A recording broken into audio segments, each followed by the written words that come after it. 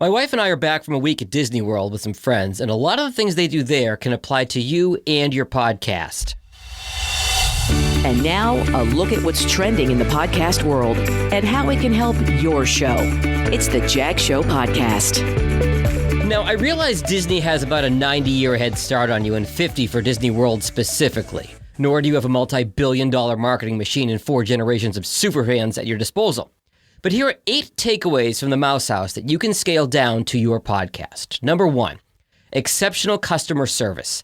Disney's employee training program has been extensively studied as a model. Everyone's a professional. You don't see or hear cast members inappropriately gossiping off to the side like you would at, say, a fast food restaurant. And every interaction is positive. Why? People have spent a boatload of money, especially at current prices, so they better have a great experience. For your podcast, people are committing their valuable time and attention to hear what you have to say. Answer every email, every social media comment, and give your listeners exceptional service by not wasting their time with bad audio, endless tangents, or bad content. Number 2, don't be afraid to change or to change back. My wife's favorite Disney character is Figment from Journey into Imagination at Epcot. A few years ago, Disney shortened the ride, removing Figment and some other stuff. After a massive outcry, they put him back in. For your podcast, don't be afraid to change music, format, regular features, and more. But don't stick to your guns just for the heck of it. If the new idea doesn't work, it's okay to change back. Evaluate yourself and don't be afraid to ask your listeners, your biggest fans, for their feedback. Number 3, Upcharges had better be worth it. Yes, Disney's the king of upcharges. On this trip, we paid $15 per person per day for their Genie Plus Pass, which, long story short, allows you to sign up for the Lightning Lane and skip the line for a couple rides at a time.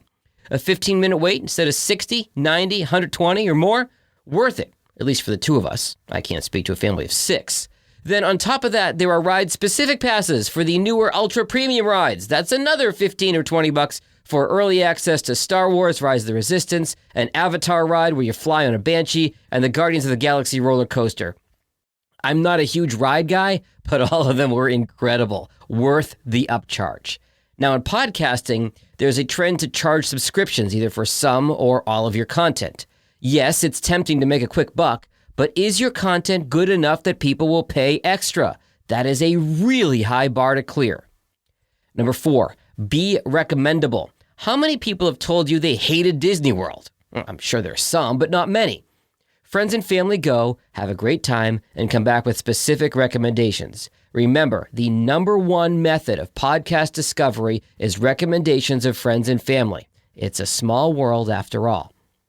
Number 5, ties to emotion. Many adults go to Disney World because of the strong emotional connection they had from going as kids. Was it a favorite character, a ride? Was it memories with grandma, grandpa, mom, and dad?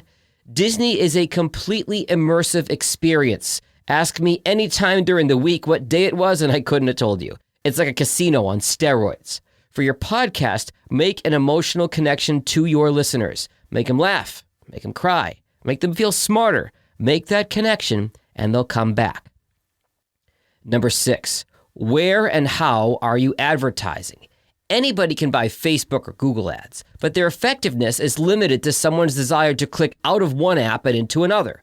Fish where the fish are. Where is the audience for your specific show?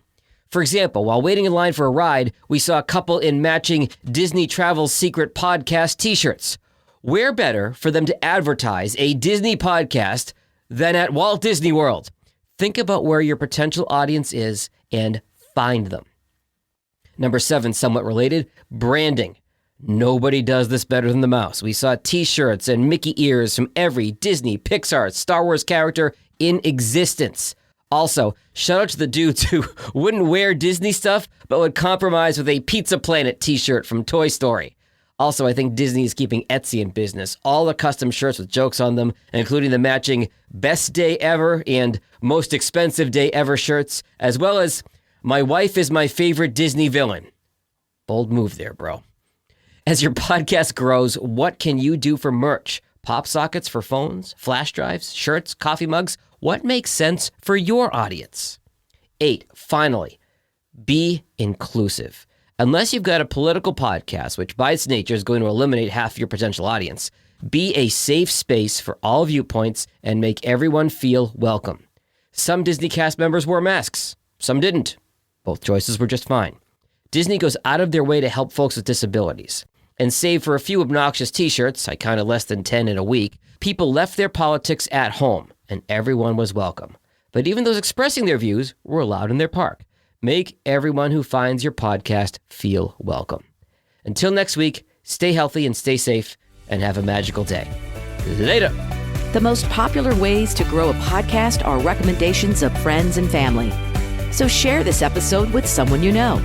And for any questions you have about podcasts, find Jag online at jagindetroit.com.